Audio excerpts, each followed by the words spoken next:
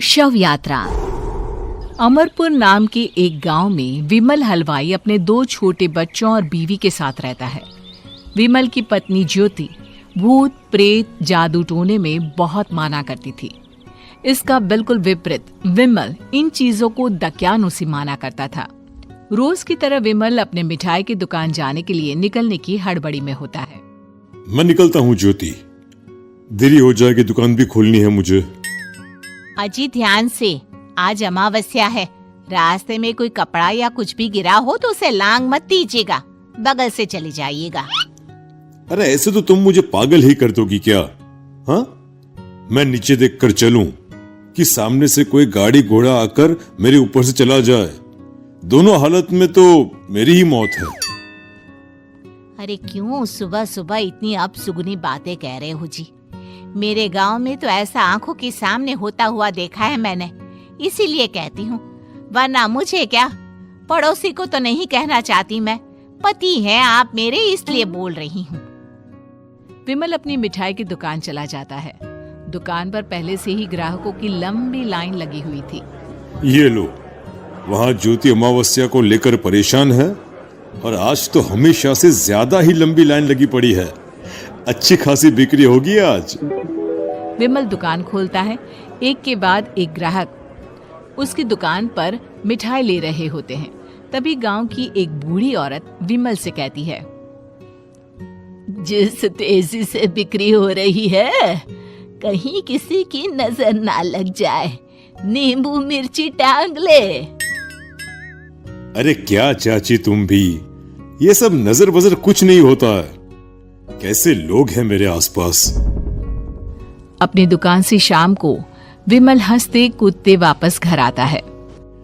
हाँ, आज तो अच्छी खासी बिक्री हुई है। एक महीने में जितनी बिक्री होती है, एक ही दिन में आज उतने पैसे कमा लिए मैंने।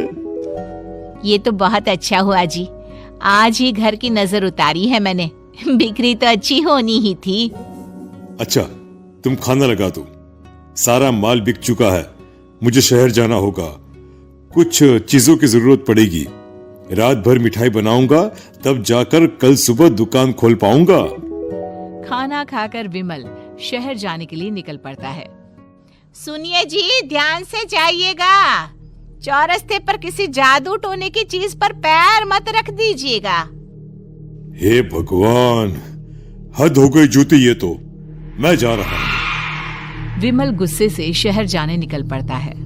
रात का काला घना अंधेरा, चांद की एक भी किरण ना होने के कारण अंधेरे में कुछ भी देख पाना मुश्किल था।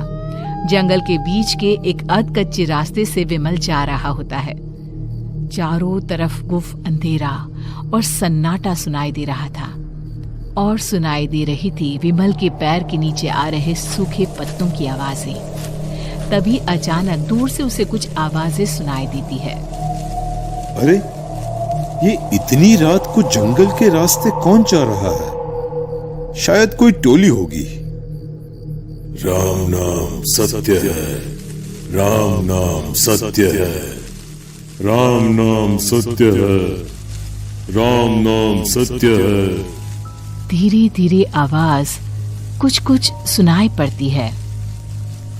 आवाज धीरे धीरे और नजदीक आती सी लगती है। विमल देखता है कि उसके सामने से सजी धजी सफेद कपड़े में लिपटी एक अर्थी निकल रही है, जिसके साथ 5 लोग ही थे। 4 आदमियों ने उसे कंधा दिया हुआ था। एक मटका लिए आगे आगे बढ़ रहा था।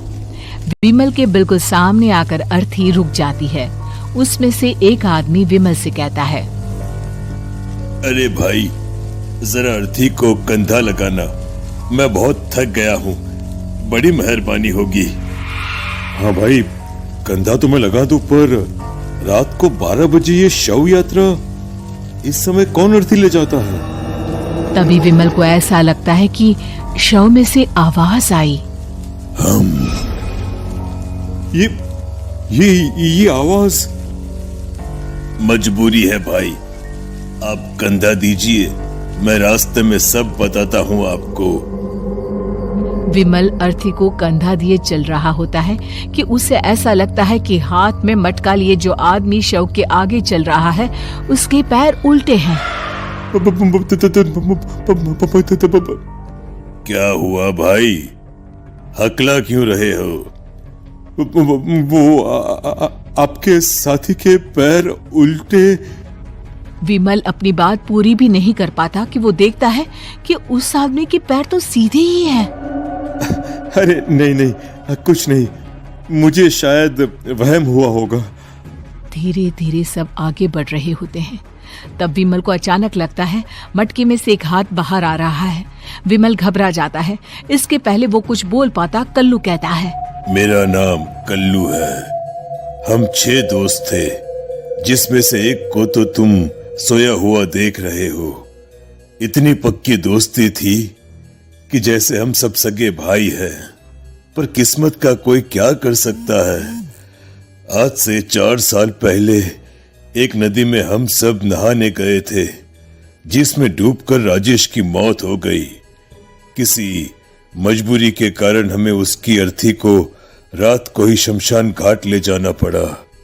हम 5 उसे ले जा रहे थे।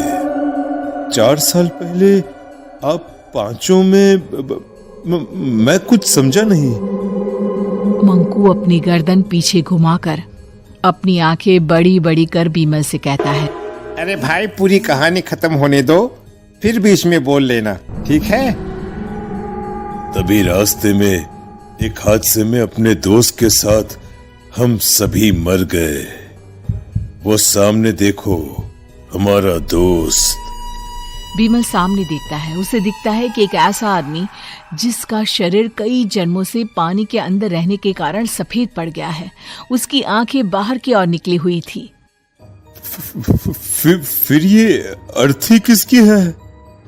अर्थी के साथ के लोग अर्थी को नीचे रखते हुए एक साथ विमल की ओर देखते हुए कहते हैं, तुम खुद ही देख लो।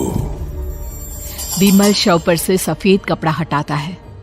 शव की जगह खुद को ही देखकर विमल के होश उड़ जाते हैं। वो शव विमल की ही थी। पलक झपकते ही विमल उस अर्थी की जगह पर होता है। 6 के 6 दोस्त उसी तरह अर्थी को उठाकर चलने लग जाते हैं। राम नाम सत्य है। राम नाम सत्य है।